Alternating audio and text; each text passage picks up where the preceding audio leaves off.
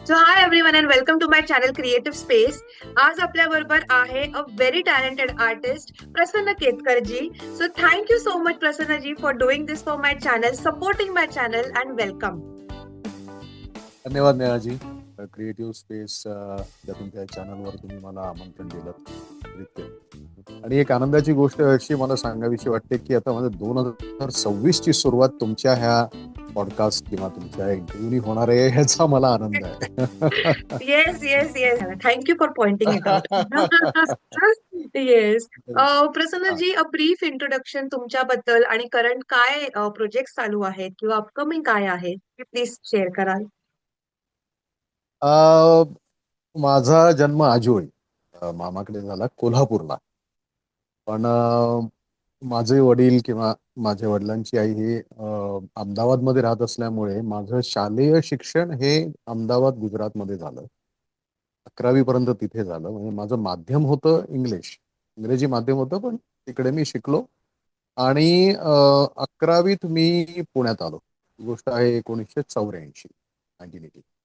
माझं कॉलेज शिक्षण झालं. मी BSc फिजिक्स झालो. त्यानंतर मग डिप्लोमा इन मार्केटिंग मॅनेजमेंट करत नोकरी केली 10 वर्ष आणि 2000 साली मी मुंबईत आलो. आता गेली 25 वर्ष मी मुंबईत राहतोय. आहे तर अंतर्यामी हे मी एक अप्रतिम म्युझिकल नाटक सध्या पाहिलं तुमचं. ते अमेझिंगच आहे. त्याच्या व्यतिरिक्त अजून काय आहे प्रसन्नजी? आता मी स्टार प्रवाहावरची लग्नानंतर होईलच प्रेम ही मालिका करतो. ती चालू आहे. एक वर्षभर ती झालं, ती मालिका चालू होती. त्याच्याच बरोबर सन मराठीवरची नवी जन्मेनमी ही मालिका चालू होती. त्याच्यानंतर काही एक दोन महत्वाचे मला असं वाटतं की प्रोजेक्ट बद्दल मी बोलावं. आपल्या हम्म. पुण्यामध्ये शिवसृष्टी आहे नरे आंबेगावला. बाबासाहेब पुरंदर यांची इच्छा होती की एक अशी जागा असावी जिथे छत्रपती शिवाजी महाराजांच्या बाबतीतली सगळी माहिती असेल. माहिती त्यांचे शस्त्र तिथे ठेवलेली आहेत, गड किल्लेची प्रतिकृती तिथे आहे. तर ऑडिओ व्हिज्युअल माध्यम जे दृकश्राव्य माध्यमामध्ये जे जे काही प्रसंग दाखवले गेले आहेत त्यात मी छत्रपती शिवाजी महाराजांची भूमिका केलेली आहे. आणि हे वाव. इथे आता मराठीमध्ये गेली 2 वर्ष दाखवलं जात आहे. आणि गेल्या वर्षी आम्ही त्याला थीम पार्क म्हणूया आपण, तर तसं एक थीम पार्क दिल्लीमध्ये पण झालंय. तिथे छत्रपती शिवाजी भवन आहे. 4 मजली मोठी बिल्डिंग आहे. ते सुद्धा कुतुब मिनारच्या जवळ, कुतुब रोडवर आहे. ते कुतुब रोड, कुतुब मिनारच्या जवळ आहे ते. तर तिथे आम्ही हिंदीतून केलंय वा.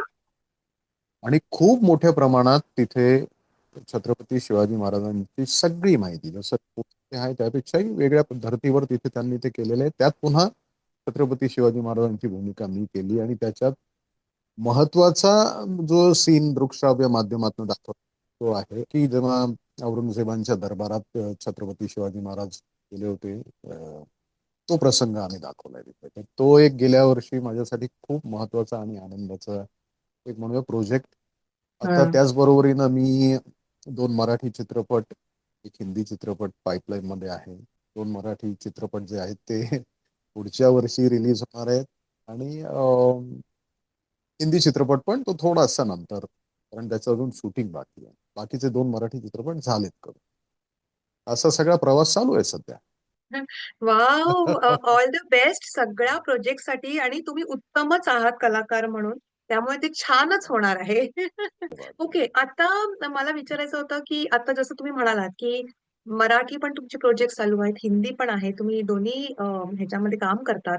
तर तुमचा पर्स्पेक्टिव्ह काय आहे मराठी इंडस्ट्री बद्दल आणि हिंदी इंडस्ट्री बद्दल?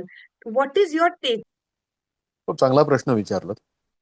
मुळातच खूप विस्तृत त्याचं उत्तर द्यावं लागेल. त्याचं कारण असं आहे की त्याचा स्केल जो असतो, विषयांपासून गोष्टी सुरुवात होते की आपण समजा हिंदी म्हटलं तर हिंदी हे भारतभर आणि परदेशात सुद्धा होतं.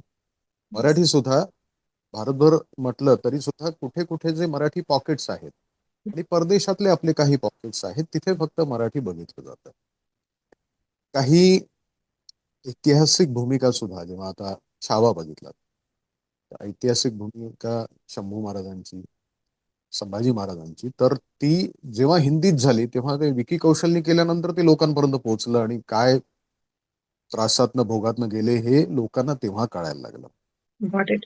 त्याची व्याप्ती जी आहे, व्याप्ती दोन्ही वेगवेगळं आहे, विषयांचं सुद्धा खूप वेगळं आहे. आपल्याकडे ना सांस्कृतिक म्हणूया आपण किंवा वाङ्मय खूप चांगलं आहे. हिंदीमध्ये आहे नाही असं नाही, पण आपल्याकडे जास्त प्रगल्भ आहे आणि त्याबद्दल सगळेच वाखाणतात. आता कमिंग बॅक टू आपण मालिका, OTT आणि चित्रपट ह्या बाबतीत आपण समजा म्हटलं तर साहजिकच बजेटपासून आपण सुरुवात करूया. तर तिथली मिळणारे पैसे पहिली गोष्ट. त्याच्यानंतर तुम्हाला जे एक्सपोजर मिळतं, म्हणजे आता माझ्या आयुष्यातले पहिला चित्रपट हा 2001 सालचा द लिजंड ऑफ भगतसिंग होता. जे राजकुमार संतोषींनी दिग्दर्शित केलेला होता आणि अजय देवगण मुख्य भूमिकेत होते. आता तो सगळीकडे सगळ्यांनी बघितला, पण त्याच बरोबरीनं मी मराठी मालिका करतो पेशवाई, ज्याचे एपिसोड आजही तुम्ही युट्यूबवर बघू शकता. स्मिता तळवलकरांची मालिका, त्यांची निर्मिती आणि संजय सुरकर यांनी दिग्दर्शन केलं होतं. ते तुमच्या मराठी ऑडियन्स पर्यंतच सीमित राहिलं. आता मी जसं म्हटलं की मी गुजरातमधनं आलोय, तर माझे मित्र त्यांना पहिलं काय बघायला मिळालं तर the legend of Bhagat Singh. Yeah. अर्थात 20 वर्षापूर्वी 25 वर्षापूर्वी आपली माध्यमं नव्हती ही, की मी पटकन एक व्हॉट्सअप करून पाठवेन. पण जेव्हा केव्हा नंतर त्यांनी बघितलं, तेव्हा त्यांनी ते आधी बघितलं, तेवढ्याला अच्छा ही तेरी पहिली फिल्म आहे, किंवा जे काही त्यांनी विचारलं असेल की हा तुझा पहिला प्रोजेक्ट का, तर मग त्यांना हे माहित नाही की मी ऑलरेडी पेशवाई ही मालिका केली होती. आणि त्याचबरोबर नंतर त्यांच्या दुसऱ्याही एका मालिकेत, आणि मग नंतर तो त्यांचा चित्रपट साक्षात घरात तो मी केला.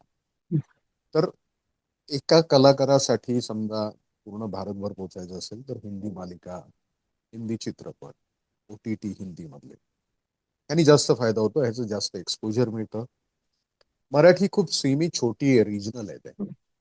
त्यामुळे इथे दुसरं असंही म्हणेन मी की खूप छोटी इंडस्ट्री आहे, तेव्हा एक फॅमिली सारखं एक वातावरण असतं. हिंदीमध्ये पण असतं, नाही असं नाही, पण तिथे ना तुम्हाला तुमची एक स्पेस तुमच्या कॅरेक्टर प्रमाणे, म्हणजे तुम्हाला इज्जत म्हणूया एक, किंवा आता या सगळ्या ह्याच्यामध्ये मला माझी ज्या ज्या नंतर चित्रपटांमध्ये कामं केलं तेव्हा तुमच्यासाठी स्वतः एक व्हॅनिटी असते, किंवा एक तुमचा स्पॉटबॉय तिथे दिलेला असतो. या सगळ्या अनेक गोष्टी आहेत ज्याचा फरक पडतो हिंदी आणि मराठीमध्ये. पहिली गोष्ट बजेटपासूनच सगळं सुरुवात होते, तुम्हाला त्याच्यात चांगले मानधन मिळतं. आणि मराठीमध्ये ठीक आहे, म्हणजे आता हा फरक पडतो त्याच्यामध्ये. तर मला हे दोन्ही गोष्टी सुरुवातीपासूनच अनुभवायला मिळाल्या. त्याच्यानंतर राजकुमार संतोषींची पुन्हा, म्हणजे त्याच्यातलं काम बघून मला द खाकी मध्ये मिळालं, आणि त्याच्यानंतर फॅमिली नावाचा पण एक चित्रपट आला 2005-06 मध्ये, त्याच्यातही मिळालं मला. सो हा फरक डेफिनेटली आहे. दुसरं असं म्हणूया की मराठी मराठी म्हणजे ते खूप फक्त इथेच असतात, पण जेव्हा भारतात तुमची कॉम्पिटिशन असते, तुलना होते, किंवा काम करण्याची जी एक वातावरण असतं, तर तिथे भारतभरातनं सगळीकडनं आलेली असतात लोक वेगवेगळे. हा एक चांगला तिथे अनुभव मिळू शकतो. कोण ओके. तर नाटक, सिनेमा, स्टेज की OTT, कुठे तुम्हाला जास्त जिवंत वाटतं किंवा तुम्हाला करायला आवडतं shooting? What do you have to say? साहजिकच आहे, अगदी नैसर्गिक गोष्ट अशी आहे की स्टेज स्टेज हेच असं आहे की तुम्ही लाईव्ह परफॉर्म करता, जिथे या. तुम्हाला प्रेक्षक त्यांचे तुम्हाला प्रतिसाद ऐकू येत असतो, दिसत असतो, कळत असतो, अनुभवत असतो, ते हवेत. एक समजा मी खूप व्यावसायिक मराठी नाटक केलेलं नाहीये. ओके. माझी पुण्यात जडणघडण जरी झाली असली नाटकातनं, मी प्रोग्रेसिव्ह ड्रामॅटिक असोसिएशन नावाची एक खूप जुनी संस्था अजूनही आहे, किंवा आता मला माहित नाही, संबंध मला तसा नाही येता एवढं, पण त्यांच्या तिथे मी नाटक करत करत करत करत पुढे आलोय. हम्म. मराठीमध्ये गेल्या 25 वर्षामध्ये अंतर्यामी, इनफॅक्ट अंतर्यामीचा जो विषय निघाला, तर तो माझा पहिला स्टेज परफॉर्मन्स 25 वर्षानंतर होता. की एक आपण कॅमोफ्लाज म्हणूया, मिक्स ऑफ कसं नाटक पण होतं, प्रवेश काही होते नाटकातले, या. या. कविता वाचन पण होतं. तर हे सगळं मी इतक्या वर्षानंतर केलं. पण मी हिंदीमध्ये मनोज जोशी यांचं चाणक्य नावाचं नाटक आहे, अच्छा. संस्कृत प्रचूर हिंदी त्याच्यामध्ये आहे. हे नाटक मी जेव्हा पुण्यातनं मुंबईत आलो 2001 साली, तेव्हापासनं 22 ते 23 वर्ष मी हे करतोय. अच्छा. तर त्याच्यात मी म्हणेन की त्यातलं म्हणजे नाटक हा नक्की जिवंत एक माध्यम आहे जिथे तुम्हाला लगेच प्रतिसाद मिळतो. पण प्रत्येक ह्या माध्यमांचं स्वतःचे प्रोज अँड कॉन्स आहेत. या. बलिस्थानं आहेत प्रत्येकाला. येस. म्हणजे नाही ढोबळपणे अगदी म्हणजे ढोबळ सुद्धा नाही, सरळ सरळ सांगितलं जसं म्हटलं की चित्रपट त्याची व्याप्ती म्हणजे ते इंटरनॅशनल लेवलवर एकाच वेळेला सुद्धा आपण म्हणतो वर्ल्ड वाईड स्क्रीनिंग असतं त्याचं. एकाच वेळेला भारतातही होतंय, ऑस्ट्रेलियात होतंय, US मध्ये होतंय, कॅनडात होतंय, हे होऊ शकतं. पण तुमची मालिका आता बरेचसे माझे जसं म्हटलं मी गुजरातमधनं आलोय तर माझ्या वडिलांचे जे मित्र होते आणि त्यांच्या सुद्धा जे काही फॅमिलीज आहेत ते आजही US मध्ये आहे. मला म्हणतात की अरे तुझी ही मालिका मला बघता येत नाही. स्टार प्रवाह. आता बरोबर हे आहे. लिमिटेशन जे हं. आहेत हो. की की त्यांना तिथे ऍक्सेस नसतो या गोष्टींचा.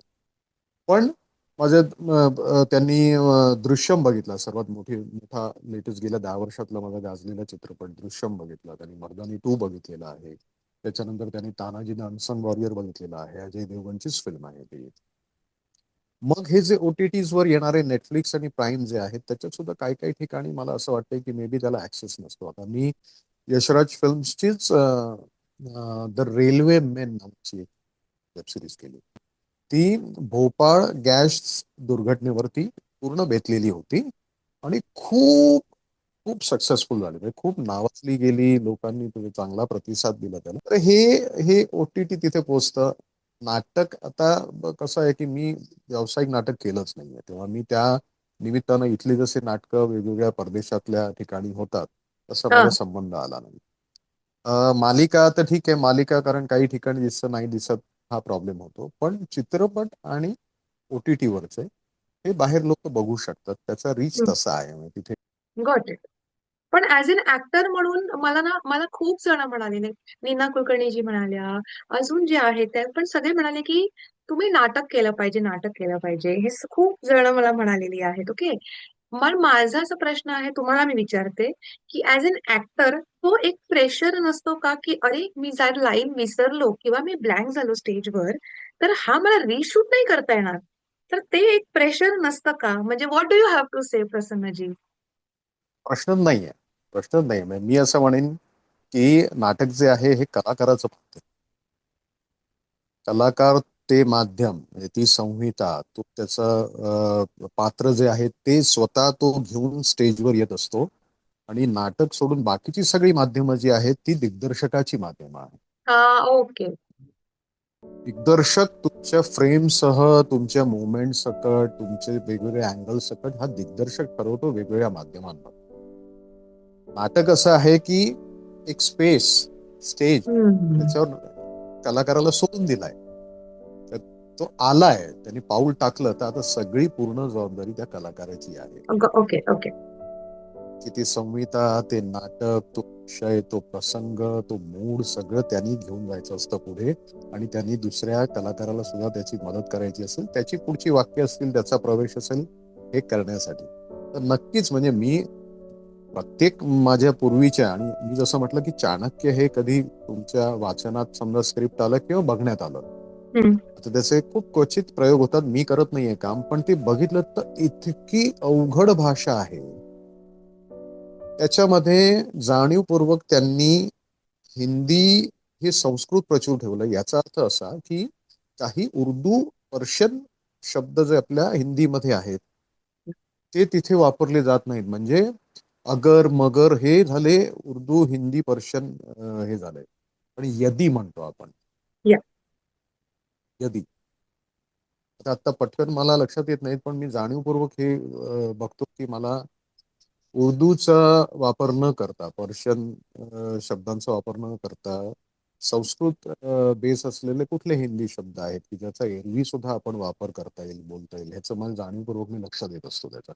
आणि तुम्ही आत्ता म्हणजे मला उदाहरण दाखल असं सांगायचं झालं तर आत्ताचे जे म्हणजे राजकारण हा भाग बाजूला ठेवला, पण योगी आदित्यनाथ, सुषमा स्वराजजी, नितीन गडकरीजी, मोदीजी, शक्यतो ना त्यांच्या भाषणातलं तुम्ही ऐकून बघा, कुठलेही असे उर्दू शब्द क्वचित म्हणजे जेटलीजी, अरुण जेटलीजी, सुषमा स्वराज यांचे आधीचे तुम्ही हे आता ते हयात नाहीये, तर त्यांचे आधीचे व्हिडिओ तुम्ही बघा. त्याच्यामध्ये संस्कृत भाषा असलेलं हिंदी बोललं जातं ते. अच्छा. तर coming back to the point, की मला स्टेजवर जाताना आधी ती धडकी होतीच होती. कारण हम्म. हे चाणक्य नाटक आहे. गेले हा. 22-23 वर्षात मी कुठलंही असं शो नसेल की मी हलक्यात चला करून टाकूया आपण. दडपण प्रचंड असायचं. आणि मनोज जोशी पद्मश्री येते, मनोज जोशींना तुम्ही बघितलं असेल, ऐकलं असेल तर, he is such a man की त्यांना परफेक्शनच लागतं. म्हणजे आत्ताच्याही ह्या वयामध्ये अजूनही इतकी वर्ष त्यांच्याबरोबर काम करणारी लोक अजूनही बोलणी खातात. त्यातलं एक एक समजा त्यांना अपेक्षित असलेला तो ते वाक्य, ते मुवमेंट ते आली नाही तर अजूनही मी खाल्लेली आहेत. कारण शेवटी तुम्हाला त्या परफेक्शन पर्यंत पोहोचायचं आहे. त्यात दिग्दर्शक म्हणतो हे मला आत्ता नाही आवडलं, आपण रिटेक करूया, कट करूया, परत करूया, असं होऊ शकतं ते. Correct, correct. Okay, okay. Thank you for telling this in brief. म्हणजे it's a good point of view ना, की लोकांना हा. कळण्यासाठी. हा. ओके. आता माझा पुढचा प्रश्न असा असेल, की तुम्हाला तुमचं आधीचं कुठलं ऑडिशन वगैरे आठवतंय का? असं एक इन्सिडेंट जर तुम्हाला शेअर करायला आवडेल तर. हिंदी चित्रपट सृष्टीमध्ये प्रवेश मिळाला तर ती तशी ऑडिशन मला नक्कीच सांगावीशी वाटेल. ती ऑडिशन ऑडिशन नव्हती की आपण ओके. जसं एका रूम मध्ये चला आता मी कॅमेरा हा. सेट केलाय आता ते डायलॉग करूया. ही आठवण सांगतो मी, द लिजेंड राजकुमार संतोषींचा चित्रपट. Hmm. Vikram Gaikwad, the great makeup designer, आता आपल्यात हयात नाही आहेत आपल्यात, तर ते पुण्याचेच असल्यामुळे आमची ओळख होती. आणि मी त्यांना विनंती केली की काही काम असेल तर मला सांगा, येतो. तर त्यांनी राजकुमार संतोषींचा चित्रपट द लिजंड ऑफ भगतसिंग हा पुण्यात चालू होता. त्याचं चित्रीकरण बऱ्यापैकी पुण्यात झालेलं आहे. त्यावेळेला त्यांनी असंच मला बोलवलं. आणि राजकुमार संतोषी हे खूप ना चाणाक्ष, खूप हुशार आणि अत्यंत अभ्यासू, स्वतः अत्यंत उत्तम अभिनेते आहेत ते स्वतः. तर त्यांचा एक सीन आहे, कधीही तुम्हाला समजा तो चित्रपट बघायला मिळाला तर अगदी सुरुवातीला येऊन जातो, की जेव्हा गांधीजी स्टेशनवर येत असतात तेव्हा हम्म. 3 मुलं त्यांना काळा गुलाब घेऊन जातात त्यांच्याकडे. काळा गुलाब हा निषेधाचं प्रतीक आहे, की तुम्ही इंग्रजांकडे जाऊन भगतसिंग, सुखदेव, राजगुरू यांच्यासाठी माफीनामा म्हणा किंवा त्यांचे जे काही त्यांना जे काही सेंटेन्स झाले होते ते तुम्ही त्याबद्दल काही बोलला नाहीत किंवा तुम्ही वकिली केली नाही, त्यासाठी ते जातात तिथे. तर आता हा सीन जेव्हा सुरू झाला तेव्हा हा मे महिना चालू होता. कोल्हापूरच्या जवळचं एक स्टेशन होतं, जिथे ते स्टेशन पूर्ण शूटिंगसाठी, म्हणजे त्या दिवशी कुठली ट्रेन येणार जाणार नाही, सगळं हे ब्लॉक हम्म. करून थांबवलं होतं. तिथनं आम्ही सकाळी 3 वाजता, पहाटे मध्यरात्री 3 वाजता निघालो आणि 1 दीड 2 तासाचं अंतर तिथे पोहोचलो. पोहोचल्यानंतर आम्ही आपला जुन्या काळचे खादीचा सदरा, हम्म. लेंगा आणि हा. काळी टोपी असा पेहराव घालून आम्ही बसलो. आम्ही 3 जण होतो. त्यातला मुख्य जो बोलणारा होता, ज्याच्याकडे वाक्य अपेक्षित होती येणं, तो लेखकाकडनं आला होता. आता आपली आपली काही माणसं असतात, तुम्ही बघितलं असेल की हा दिग्दर्शकाकडनं आलाय, हा प्रोड्युसर कडनं आलाय, मग हिरोच कोण हिरोईनच सजेस्ट करतं, तर तसा तो एक लेखकाकडनं आलेली एक व्यक्ती होती, ऍक्टर होता. आणि आम्ही दोघे असेच, म्हणजे विक्रम गायकवाडने आम्हाला पाठवलेलं, कपडे घालून उभे आपले. हा.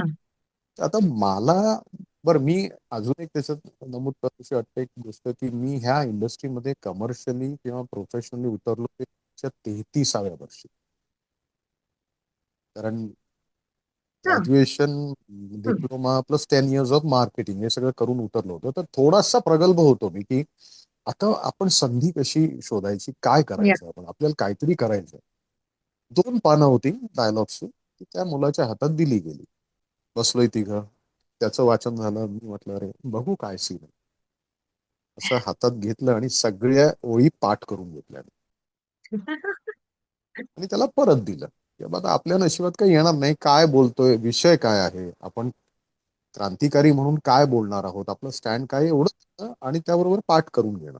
तर नाटकात त्याच्या आधी मी करत असल्यामुळे पुण्यात नाटक करत होतो मी. तर ते पाठ करून घेतल्यानंतर जेव्हा टेक सुरू झाला तर माझा असा अंदाज आहे की त्याला कुठल्याही नाटकाची पार्श्वभूमी नव्हती. तो असाच लेखकाकडनं आला होता की माझा भाचा आहे म्हणून चला तर आपण का छोटासा एक रोल तू कर. तर तो गडबडायला लागला. तर हा सीन तुम्ही बघितलात ना कधी तर मोठा क्राऊड आहे. एक इंजिन येतं, त्याच्यावरनं इंजिनवरनं तो कॅमेरा पॅन होतो. गांधीजी तिथे थांबलेले आहेत, दारात थांबलेत कंपार्टमेंटच्या. मग तिथनं क्राऊड मधनं ते येतात. खूप मोठा जामानिमा होता. खूप लोक होती, 300-400 लोक होती. त्यात ह्याची थोडीशी गडबड व्हायला लागली म्हटल्यानंतर, आणि मी म्हटलं ना की मे महिना होता शूटिंगचा, तर तापायला लागलं वातावरण सगळं. राजकुमार संतोषी म्हणाले, यार अभी क्या किसको आता है और कुछ किसी को पता है, लाइंस पता है, डायलॉग्स पता है? मतलब सर मुझे पता है. ते बोल के दिखाओ. बोलले लाईन, बोललो मी. ते म्हणाले चला टेक करूया. आणि वाह. टेक केला आणि 4:30 4:30 सीन संपला तो. आता ह्याच्याच बरोबरीनं एक गोष्ट सांगावीशी मला अजूनच त्याच्यामध्ये मी थोडंसं जोडीन किंवा ऍड करीन एक गोष्ट अशी. पहिला मुद्दा की हा जाता जाता ऑडिशन झाली आणि मी राजकुमार संतोषींच्या गुड बुक्स मध्ये आलो. हा. तिथली सगळी बाकीची जी लोक होती त्यांना, हा एक कोणतरी मुलगा प्रसन्न केतकर मराठी, हम्म. त्यांनी हे डायलॉग बोलला असा असा आणि खुश झाले राजकुमार. ह्याला जोडून तिथल्या अनुभव कसा असतो, नवीन नवीन कलाकाराला अनुभव कसा मिळतो, जे अनेक आपल्या कलाकारांनी तुम्हाला सांगितलं असेल की हो. जेव्हा हा सीन घडायच्या आधी प्रसन्न केतकर कोण माहिती नाही, चहा कॉफी विचारणं काही नाही, जेवलास का काही नाही, बसायला खुर्ची काही नाही, कोणी काही किंमत देत नाही, कोणी विचारत नाही. आणि आजही मला आठवतंय की त्या दिवशी तिघांसाठी विशेषतः, आणि त्यावेळेला बिस्लेरीची बाटली म्हणजे ती तर खूप अवघड असायची त्यावेळेला, फक्त हा. भरून. 2001 ची गोष्ट आहे. संपलं रे संपलं. सर आपका खाने का आ गया है. बसून खाणं, पान, बसायला खुर्ची, सगळं आपसूक. म्हणजे ते मी ऑडिशन दिली, ऑडिशन मधनं काम मिळालं आणि त्यातनं मी वावा मिळवली आणि त्यातनं एक विश्वास मिळवला. आणि म्हणूनच राजकुमार संतोषींची द खाकी नावाचा चित्रपट जो आहे, खूप गाजलं त्यावेळेला. वेगळ्या धर्तीवरचा चित्रपट होता. तो मिळाला आणि त्याच्यानंतर फॅमिली, आईज ऑफ ब्लड हा एक चित्रपट आहे, तो चित्रपट मिळाला. एक वाक्य आयुष्य बदलू शकतं, जे माझं बदललं. वा. What an experience Prasannaji. हा. आणि असं शहारे देण्यासारखं आहे. आणि स्किल तुमची वाया नाही जात, हे खरं आहे तुमच्या इंडस्ट्रीमध्ये ते स्किल. कोणतरी बघत असतं. हा. म्हणजे करेक्ट. म्हणजे आता आत्ताच्या घडीला ह्या पॉलिटिकल सिनारिओ मध्ये काय काय वेळेला तुम्ही बघितलं असेल ना, तर गांधीजींच्या स्टँडच्या विरुद्ध सुद्धा जे लोक फेसबुक किंवा इंस्टाग्रामवर काही पोस्ट टाकतात ना, त्याच्यात आमची ही क्लिप व्हायरल झाली आहे की भगत सिंग, सुखदेव, राजगुरु, इनके लिए आपने कोशिश क्यों नहीं की. तीच ही सुद्धा व्हायरल झाली, कुठेतरी ती सापडेल सुद्धा. आणि ओके. त्याच्यात एक काळी टोपी घातलेला एक तरुण जो आहे तो मी आहे. तो आता ओके. ओळखणं अवघड आहे. बघूया बघूया, मी चेक करीन आहे, नक्की. आहे. आता प्रसन्नजी, माझा पुढचा प्रश्न असा असेल की कलाकारांबद्दल अजूनही लोकांना काय गैरसमज आहेत? इतकं आपलं जग इव्हॉल्व्ह झालंय तरी सुद्धा व्हॉट डू यू फेस? खूप चांगला प्रश्न विचारला तुम्ही. आता मी असं म्हणेन की थोडस ना एक बदलाचा वारं म्हणूया, किंवा ती स्थिती आलेली आहे की जेव्हा तुमच्यासारखी लोक पॉडकास्ट घेतात, जिथे बिहाइंड द सीन्स लोकांना बघायला मिळतं. तर तिथे पूर्वी कसं एकदम कट ऑफ असायचं, कारण लोक खूप काही, त्यांना शूटिंग काय आहे, कसं आहे, कुठे चालतं काही माहित नव्हतं. तर एक अजूनही लोकांना असं वाटतं की अरे ह्यानी एवढ्या फिल्म्स केल्या, एवढ्या मालिका करतो, एवढं सगळं करतो. म्हणजे जसं मालिकांमधले मोठमोठी घरं आमची दाखवली जातात, खूप गाड्या बंगल्या वगैरे दाखवले जातात, घरी नोकर चाकर वगैरे दाखवले जातात, तसंच हे घरी आहेत. हा पेरिफरल गोष्ट झाली. लोकांचा हा समज असतो, पण तसं नाहीये प्रत्येक वेळा. आता तुम्ही अनेक लोकांचे इंटरव्ह्यूज आणि पोस्ट पण बघत असता की कशा अडचणीतनं ते चाललेले आहेत, आर्थिक अडचण म्हणूया आपण. दुसरा भाग असतो की जसे ते पात्र साकारतात, तसेच ते आहेत असा लोकांचा समज होऊ शकतो आणि होतो. माझ्या बाबतीत झालेला आहे का बरेचसे माझे काही नेगेटिव्ह शेड्स असलेले असे माझी काही पात्र होती. तर अगदी म्हणजे 2005-6ची गोष्ट आहे. यासू खन्ना या नावाची एक मालिका होती ज्याच्यात त्याच्यातलं पात्र असंच होतं की ते बायको नोकरी करते त्याला नोकरी नाहीये म्हणून तो चिडचिड करत असतो आणि माझ्या बरोबर होती संपदा जोगळेकर कुलकर्णी. तर लोकांना असंच आणि मग माझ्याही बायकोला विचारायचं की हा असं चिडचिड करतो का घरी, हा असंच काही करतो का, असंच वागतो का हे. त्याच्यानंतर मी सुवासिनीमध्ये केलं. अ, त्याच्यात निगेटिव्ह रोल होता. मग त्याच्यानंतर असंभव मध्ये मी नेगेटिव्ह अच्छा. रोलमध्ये काम केलं होतं. तर असे बरेच नेगेटिव्ह रोल्स केल्यानंतर लोकांना असं वाटतं की तसंच कॉमेडी सोडली तर मी सगळ्या प्रकारच्या भूमिका केलेल्या आहेत आतापर्यंत.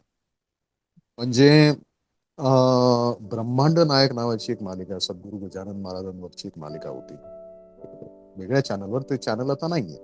ओके. पण संतश्रेष्ठ गजानन महाराजांचे सुद्धा अनेक भक्त आहेत जे रोज पोथी पारायण करतात, शेगावचे वारी करतात, असे अनेक लोक आहेत. तर त्याच्यात बंकटलाल अगरवाल ज्या व्यक्तीला पहिल्यांदा सद्गुरू दिसले, ती पोथी जे कोणी वाचतायत, तुम्ही वाचली असेल किंवा जे कोणी वाचतात त्यांना माहिती आहे की उष्ट्या पत्रावळ्या होत्या त्याच्यावरची शीतं वेचून ते खात होते. आणि तेव्हा पहिल्यांदा बंकटलाल अगरवाल यांनी त्यांना बघितलं आणि म्हटलं की हा अवलिया कोणतरी वेगळाच माणूस आहे कोणतरी. तेव्हा त्यानंतर पोथी वाचणारे प्रत्येक व्यक्ती स्त्री पुरुष असेल येऊन सांगायचे की जेव्हा जेव्हा बंकटलाल अगरवाल हा नामोल्लेख व्हायचा त्या पोथीमध्ये तेव्हा त्याच्यात तुमचा चेहरा दिसायचा. हा. तर ते असं म्हणायचे. आणि ज्या व्यक्तींनी सद्गुरू गजानन महाराजांचं काम केलं होतं ते तर भक्त होते. म्हणजे त्यांच्या अगदी लहानपणापासून ते पोथी वाचन करायचे, शेगावला वारी करायचे, लोकांना घेऊन जायचे ट्रेन मधनं इथनं मुंबईतनं. तर मी कलाकाराचा भक्त झालो आणि ते भक्त असलेले कलाकार झाले. त्यांनी ती एकच मालिका केली. त्यांचं म्हणजे ते ऍक्टर नव्हते काही. तर ते अच्छा. म्हणायचे की आम्ही आम्ही जेव्हा हे वाचतो पोथी तेव्हा सद्गुरू गजानन महाराज म्हणजे त्यांचा चेहरा. कारण ते एपिसोड्स पण बघायचे ना. करेक्ट.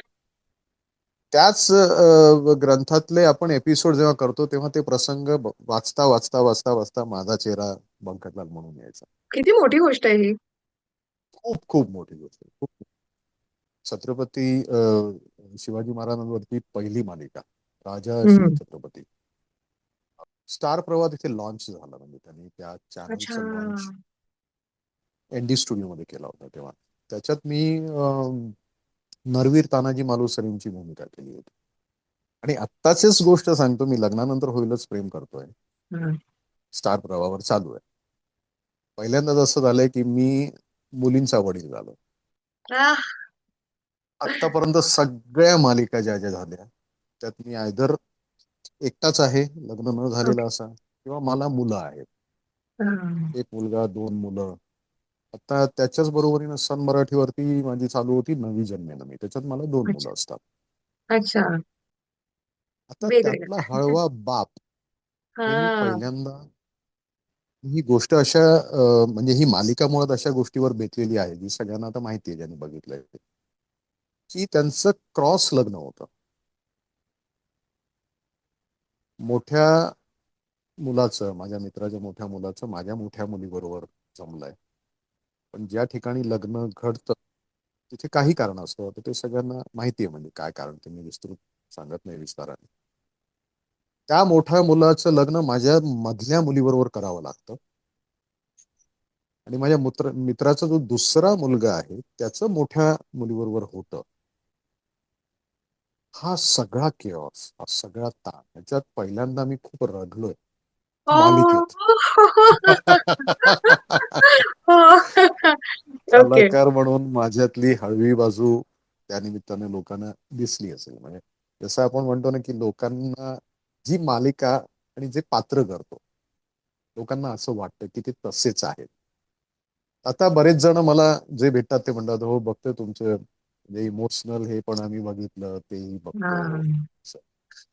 आपला जो मुद्दा होता की प्रेक्षकांचे काय हे असतं म्हणजे एका या कलाकाराच्या बाबतीत या अजून थोडंसंही खोलात जाऊन थोडासा वेळ घेतोय, पण बरेच ह्यांनी लक्षात घेतलं पाहिजे की बरेचदा असतं की अं, कलाकार प्रत्येक वेळेला ऍक्सेसिबल नसतो.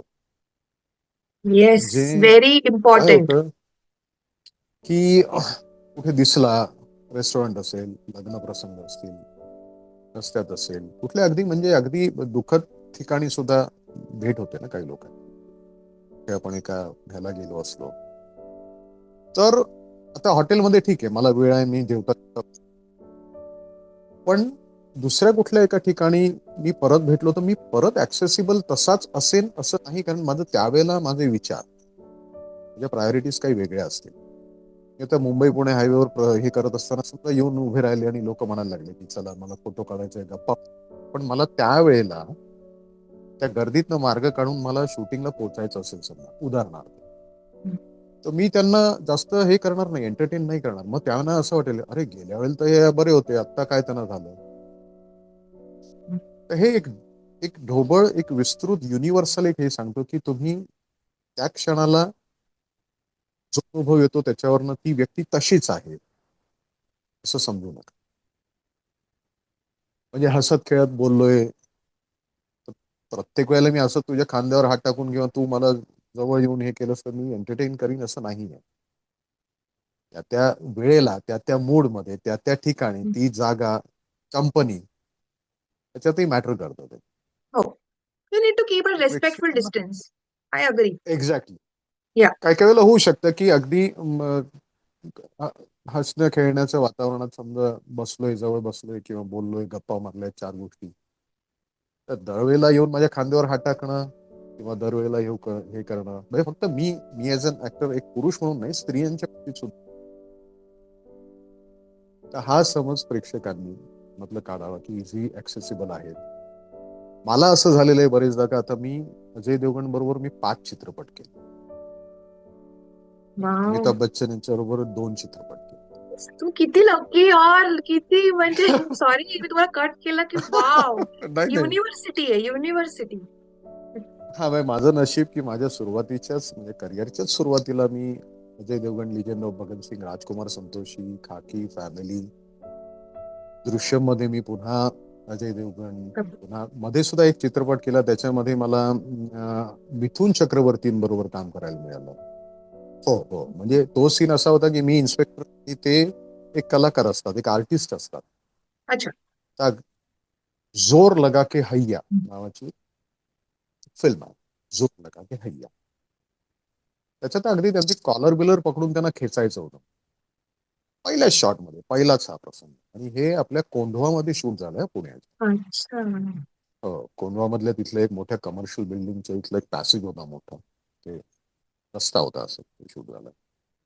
तर त्यांच्याबरोबर काम करत असल्यामुळे किंवा इव्हन आपल्या मराठीतल्या मोठमोठ्या कलाकारांबरोबर काम करत असल्यामुळे काही वेळेला लोकांना असं वाटतं की मला त्यांच्याबरोबरचा ऍक्सेस खूप चांगला आहे. ओ. अरे तुम्ही काय त्यांच्याबरोबर काम केलं ना, म्हणजे तुम्हाला आता काय ते ओळखत असतील किंवा मग काही प्रोजेक्ट संदर्भात बोलणं. आता मी मर्दानी 2 मध्ये राणी मुखर्जी बरोबर सीन केला. हो. सीन आहे, हो. मैं अटल हूँ मध्ये मी गोविलकर गुरुजींचं काम केलंय. असे आहेत, वेगवेगळ्या भूमिका आहेत. तर त्यांना असं वाटतं की हा आता पंकज त्रिपाठी म्हणजे मला ओळखतच असतील किंवा हे ओळखत असतील ना, असे अनेक समज आहेत. त्यातले माझे अनुभवातले आणि मी अनुभवले हे समज आहेत. असं होऊही शकतं की प्रत्येकाचा तसा स्वभावही असतो की समजा आता मी 5 केले चित्रपट, सारखं मी त्यांना काही ना काही कारणास्तव तिथे भेटणं जाणं तो माझा स्वभाव नाही. हा, जरी ओळख असली तरी तो तुमची त्या दोन व्यक्तींच्या मधलं ते हे असतं, एक्झॅक्टली. कॉन्टॅक्ट असतो. म्हणजे हा, इट इज नॉट की मी तुम्हाला ओळख करून देईन बिकॉज मी त्यांना ओळखतो. Not always it is like that also. Exact. हा म्हणजे तसंही असं की खूप अगदी मैत्री झाली असली तरी मी सहज तुम्ही या आपण मीटिंग करू असं नाही होऊ शकत. करेक्ट. या. बरेच मुद्दे आहेत करेक्ट. असं. Okay okay. आता प्रसन्नजी, इंडस्ट्रीने तुम्हाला एक असा एक असेल इन्सिडेंट तुम्हाला सांगायचा असेल किंवा कठीण मार्गाने तुम्ही एक काहीतरी शिकलात, जे तुम्हाला ऍज अन इन्स्पिरेशन किंवा ऍस्पिरेशन म्हणून एका यंग आर्टिस्टला तुम्हाला सांगायचं असेल की हे मी कठीण मार्गाने शिकलो, but you should be prepared for so and so things, असं काही आहे का? हा ते म्हणजे आता सगळ्यांनाच माहिती आहे, सर्वश्रुत आहे की सहज येणारं नाही हा. कुठलंही काम. हम्म. आता माझं स्वतःचं उदाहरण द्यायचं झालं तर पुण्यात बसून मला ते काम मिळालं नसतं. त्याच्यासाठी मुंबईत यावं लागतं. इथे आल्यानंतर मला रोज लोकांना भेटणं, फोन करणं. मग आता काही लोकांच्या अशा अपेक्षा असतात की नाही, मी मी हिरोचंच काम करीन. हा. त्यात परत दोन पर्याय आहेत. काय होतं की उपजीविकेचं साधन जेव्हा हे बनतं ना, तेव्हा महिन्याच्या शेवटी किंवा रोजच्या रोज तरी काही पैसे तुमच्या घरात आले पाहिजे. काही लोकांना त्यांचं हे सुदैव असतं किंवा ते जपून घेऊ शकतात की ठीक आहे, मला अमुक एक काहीतरी साठवलेत किंवा माझे वडील सपोर्ट करतायत, तर मी वाट बघीन, मला हिरोचं काम मिळेल. मी जेव्हा सुरुवात केली तेव्हा माझं वय 33 होतं. माझं लग्न झालेलं होतं. 5 वर्षाचा मुलगा होता मला. त्यावेळेला मी ही जी निर्णय घेतला, माझी इच्छा जी आहे, माझ्या आतून जे मला वाटतंय की मला वेगवेगळे पात्र करायचे, मला नाटक करायचंय किंवा मालिका करायची किंवा मला चित्रपट करायचा आहे, हे जेव्हा मला वाटत होतं तेव्हा मी तिथनं आम्ही आणि हा ठरवून घेतलेला निर्णय होता, म्हणजे हा खूप घरच्यांबरोबर ब्रेव बसून डिसिजन आहे. इट्स अ व्हेरी ब्रेव खूपच डिसिजन, प्रसन्न जी. बापरे. खूपच खूपच खूपच म्हणजे ह्याच्यात मला कौतुक करावं असं वाटतं ते माझ्या बायकोचं. हो, मी साहजिक आहे.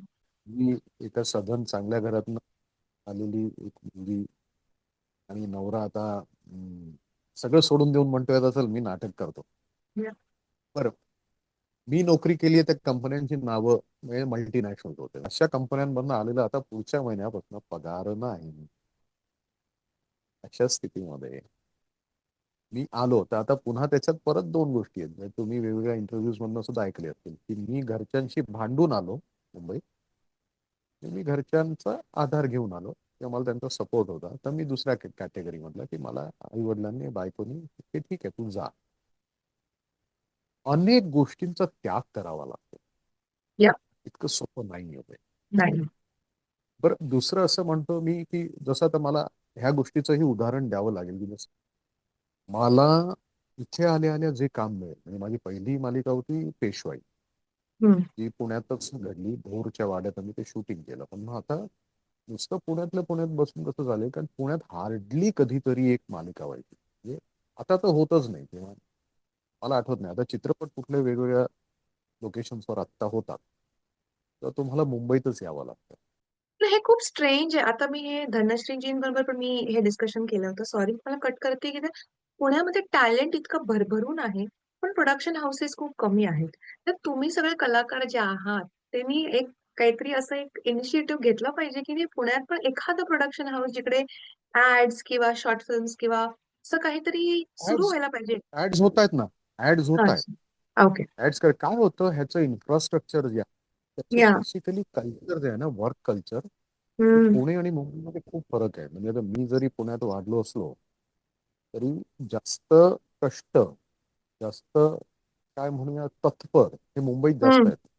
ओके. तो फरक डेफिनेटली आहे वरच्यावर. म्हणजे ते आय टी मध्ये नंबर वन आहे, आय टी हब बँगलोर नंतर पुणे. पण हे अशा ह्याच्यासाठी नाहीये. ओके. तेव्हापासून मी म्हणजे मला सांगताना असं काय म्हणूया की पुण्यातलं असल्यामुळे माझ्या जवळ मोटरसायकल होती. मी फार फेमस स्टुडिओ पर्यंत मोटरसायकलवरनं मी तिथे वेगवेगळे ऑफिस, पूर्वी पूर्वी वेगवेगळे ऑफिस असायचे तिथे ऍड्सच्या फेमस हो. स्टुडिओमध्ये. 4x6 मधले फोटोज, क्लोज, मिड लेंथ, ते घेऊन आपलं जायचं ना, वाटत बसायचं प्रत्येक ऑफिसमध्ये. हे काम केलेलं आहे. आत्ताच्या मुलांना ते सोपं झालंय की मी अमेरिकेत बसून ऑडिशन पाठवू शकतो, काय नाही शूट करायचं, व्हॉट्सअपवर पाठवायचं किंवा ईमेलवर पाठवायचं, इतकं सोपं झालंय. तर हे सोपं नाहीये. तुम्ही मानसिक आणि शारीरिक दृष्ट्या अत्यंत सक्षम आणि अत्यंत स्ट्रॉंग असलं पाहिजे. कारण इथली मेहनत म्हणजे in times of hours yes. पहिलं हे पहिलं हे काम मिळेसतोवर तुम्हाला किती दिवस आणि किती वेळ फिरायला लागेल, किती ऑफिसर्स मधनं भेटायला लागेल, किती ऑडिशन्स द्यायला लागतील, हे कोणी लिहून देऊ शकत नाही. हे झालं.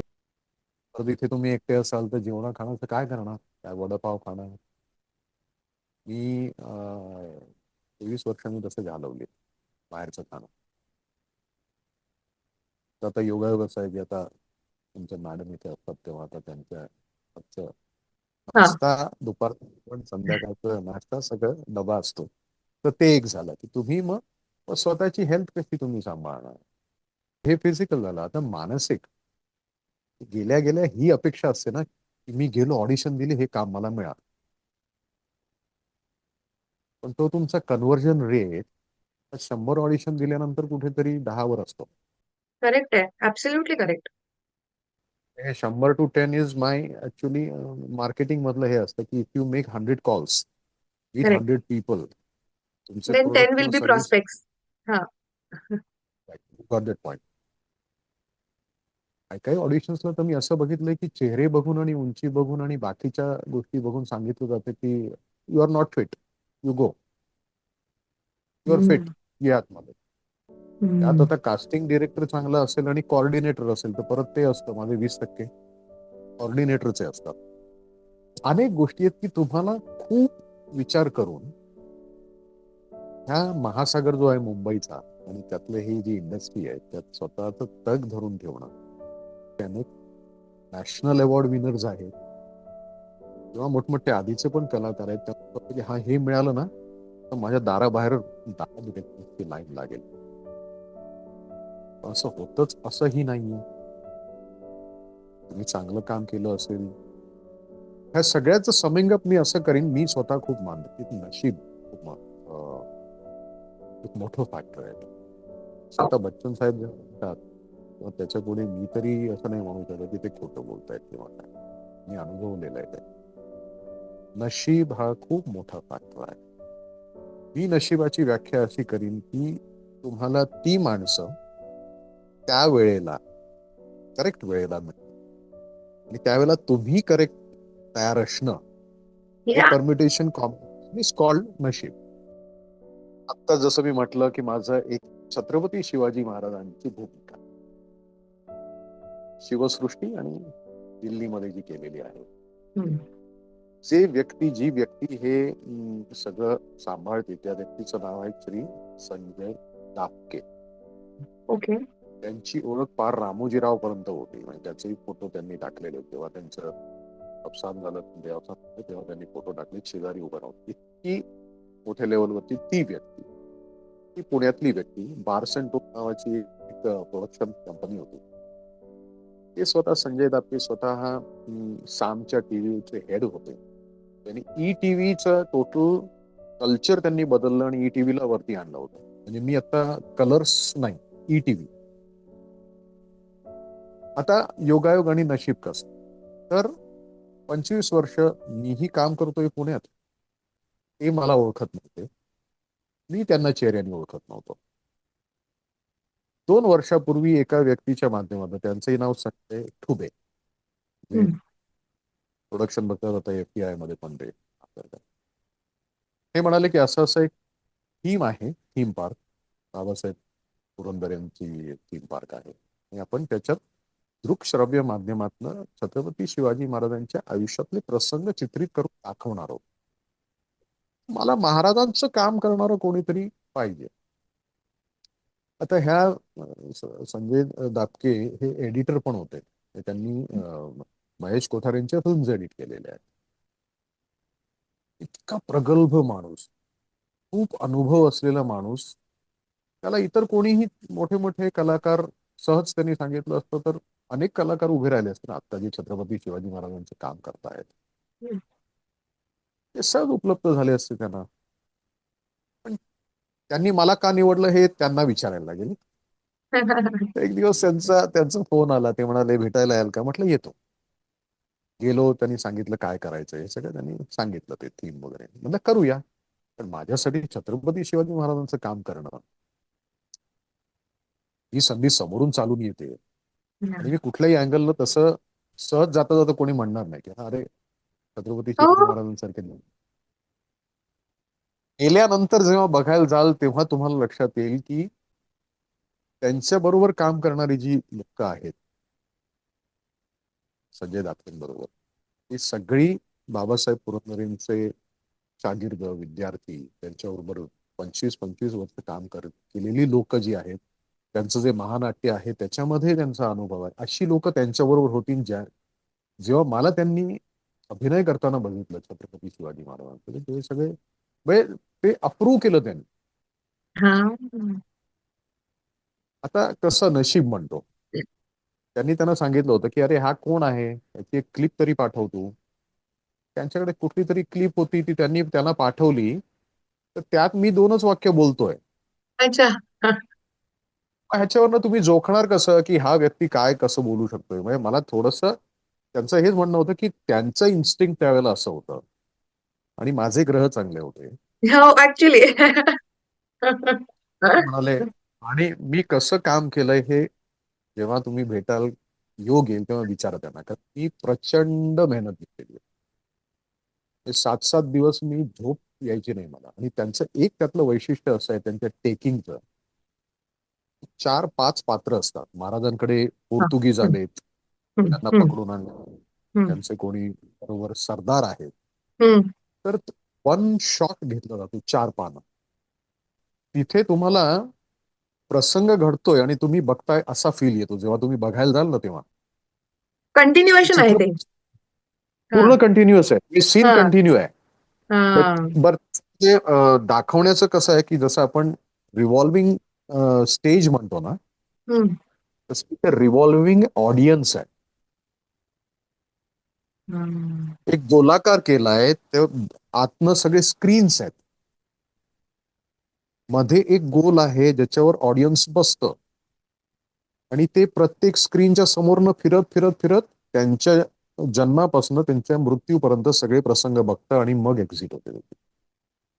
बापरे. आता आता नाटकासारखाच एक प्रसंग चालू आहे आणि तुम्ही चौथी भिंत आहात प्रेक्षक. तर त्याचं चित्रीकरण असं आहे की ज्याच्यामध्ये ओएस, क्लोज, ट्रॉली काहीही नाहीये. Hmm. It has to be one take.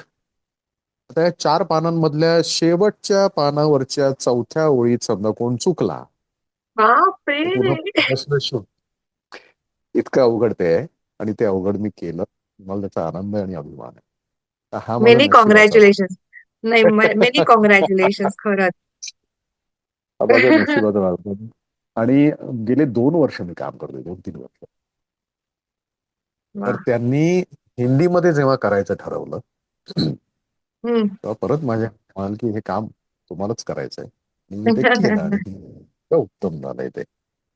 हा वा. योगायोग आणि नशीब की हम्म. तुम्ही कोणीतरी तुम्हाला त्या खात्रीशीर तुमचं नाव सुचवणं, जी व्यक्ती काम करणार त्याच्यासमोर गेल्यानंतर त्याला तुमच्याबद्दल विश्वास वाटणं.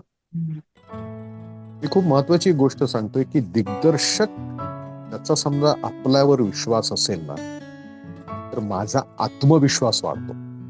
Correct. Yes. His confidence in me increases my self confidence. मग मी हेही म्हणतो की मी दिग्दर्शकाचा कलाकार आहे. तो म्हणेल तर हुकूम मी काम करण्याचा प्रयत्न करतो, तसं देण्याचा प्रयत्न